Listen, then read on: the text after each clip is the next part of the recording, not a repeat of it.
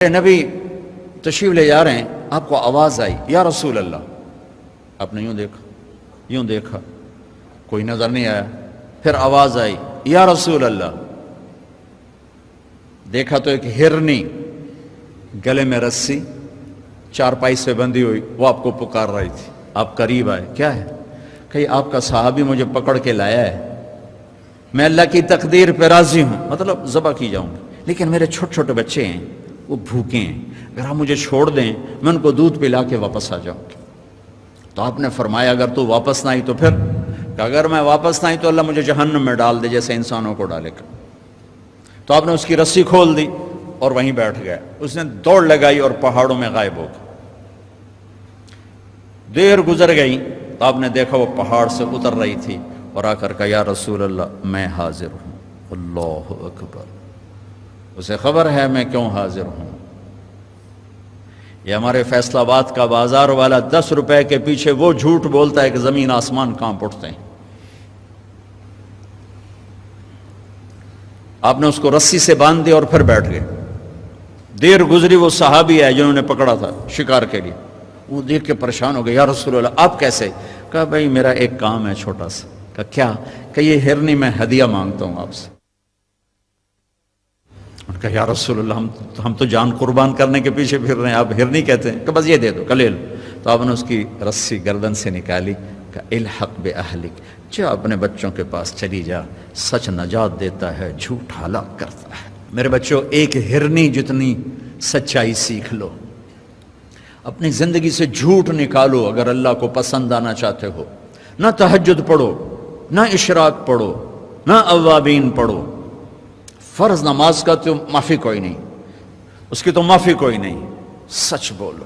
فرض روزے کی معافی کوئی نہیں، مت رکھو تم نفلی روزے، مت کرو تم نفلی حج. فرض حج ہے کرو، فرض زکوٰۃ ہے ادا کرو، فرض نماز ہے نہیں چھوڑ سکتے. سچ نہ چھوڑو، سچائی نہ چھوڑو. جو قوم جھوٹ اور بددیانت کا شکار ہوتی ہے انہیں دنیا کی کوئی طاقت عزت نہیں دے سکتی، چاہے وہ تہجد گزار ہوں اور چاہے وہ دہریے ہوں.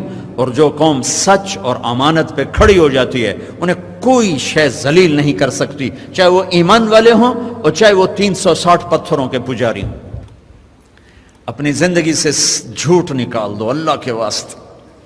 لمبی چوڑی بندگی ہے، میں نے فرض کے لیے تو میرے پاس کوئی چوائس کوئی نہیں کہ چلو اے کر لو تو اے نہ کرو. فرض تو فرض ہے، اس سے تو میں نکل نہیں سکتا، نہ آپ نکل سکتے ہیں. لیکن میرے عزیزو سچے بن جاؤ، سچے بن جاؤ، دیانتدار بن جاؤ، دیانتدار بن جاؤ. جو وقت یونیورسٹی کا ہے اس میں اگر آپ اپنے کام پہ جا رہے ہیں تو یہ آپ بددیانتی ہے. یہ خیانت صرف یہ نہیں کہ تم نے پیسے میں خیانت کی، ٹائم کی خیانت ہے. یونیورسٹی کے ٹائم میں پروفیسر صاحب اخبار پڑھ رہا ہے، یہ خیانت ہے اس وقت کے ساتھ جس کی گورنمنٹ اس کو تنخواہ دے رہی.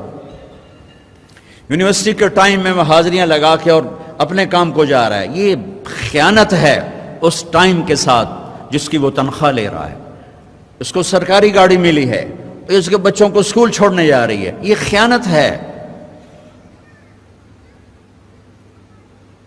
بددیانتی اللہ کی نظروں سے گراتی ہے جیسے پتھر اوپر سے نیچے آ کر گرتا ہے، اور دیانت آدمی کو لے جاتی ہے 7 آسمان عرشوں تک پہنچا دیتی ہے. دیانتداری جو ٹائم یونیورسٹی کا مقرر ہے اس سے اگر آپ گھنٹہ لیٹ آ رہے ہو آپ نے 1 گھنٹے کی خیانت کی ہے. خیانت صرف پیسے جوڑ مارنے کو نہیں کہتے. آپ نے بچوں کو پڑھانا ہے، نہیں پڑھایا، تم نے پڑھنا ہے، تم آئے پڑھنے کے لیے، یہاں تم کسی اور کام میں لگے ہو. تم نے ماں باپ سے بھی خیانت کی، اللہ سے بھی خیانت کی، اس یونیورسٹی کے ساتھ خیانت کی. پروفیسر صاحب یونیورسٹی کے ٹائم میں کسی اور کام میں لگا ہوا ہے، یہ خیانت ہے. اگر اللہ اس کے رسول کا پسندیدہ بننا ہے تو میں لمبے چوڑے وظیفے نہیں بتا رہا ہوں، چھوٹی چھوٹی 2 باتیں بتا رہا ہوں. سچائی، امانت. سچائی، امانت.